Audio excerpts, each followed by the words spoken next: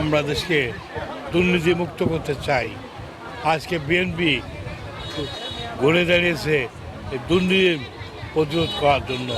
ইনশাল্লাহ আজকে নারীদের যে সমাগম সমাবেশ, তাদের যে উচ্ছ্বাসিত বক্তব্য, তাদের যে কথাবার্তা, যদি এটা বাস্তবায়ন করতে পারে বিএনপি, তার দেশ শান্তি সমৃদ্ধি সব দিয়ে এগিয়ে যাবে, কোনো সন্দেহ নাই। লিলি হালাল বিউটি সোপ, বিএসটিআই কর্তৃক সনদপ্রাপ্ত দেশের প্রথম হালাল বিউটি সোপ। দীপ্তিময় উজ্জ্বল ত্বকের জন্য। আপনারা ইতিমধ্যেই দেখেছেন আমাদের প্রিয় নেতা খুকসা কুমারখালীর গণমানুষের নেতা জননেতা আলহাজ নুরুল ইসলাম আনসার কমিটির নেতৃত্বে খুকসা কুমারখালী প্রতিটা ওয়ার্ডে এবং ইউনিয়নে নারী সম্মেলন করা হচ্ছে। এটার উদ্দেশ্য এবং লক্ষ্য পরিষ্কার। আমাদের আগামী দিনের যে রাষ্ট্রনায়ক জনাব তারেক রহমান যে 31 দফা দিয়েছে, এই 31 দফাটা নারীদের যে ক্ষমতায়ন, এই ক্ষমতায়ন সম্পর্কে তাদেরকে জানা, কিভাবে নারীদের ক্ষমতায়ন আছে।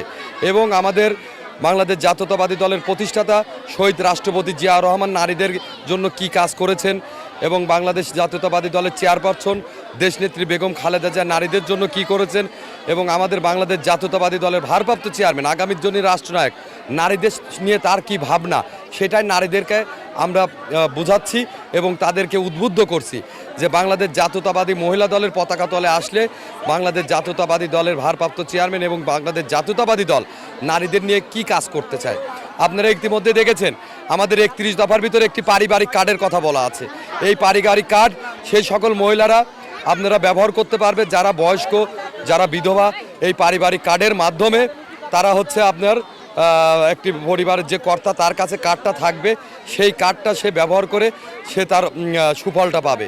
এছাড়া স্বাস্থ্য ব্যবস্থার কথা বলা আছে, যে সকল আমাদের স্বাস্থ্য ব্যবস্থাগুলো যেগুলো আপনার স্বাস্থ্যসেবা পায় না সেই স্বাস্থ্য ব্যবস্থার কথা বলা আছে, শিক্ষা ব্যবস্থার কথা বলা আছে। এরকম পর্যায়ক্রমে সমাজের 31টা দফা নিয়ে রাষ্ট্রের এবং সমাজের সমস্ত কিছু 31 দফার ভিতর আছে। সেটাই মূলত আমরা নারীদের সাথে আলোচনা করে নারীদেরকে উদ্বুদ্ধ করছি এবং বাংলাদেশ জাতীয়তাবাদী দলের ভারপ্রাপ্ত চেয়ারম্যান আগামী দিনের রাষ্ট্রনায়ক জনাব তারেক রহমানের 31 দফার বার্তাটা ঘরে ঘরে পৌঁছে দেওয়ার জন্য চেষ্টা করছি।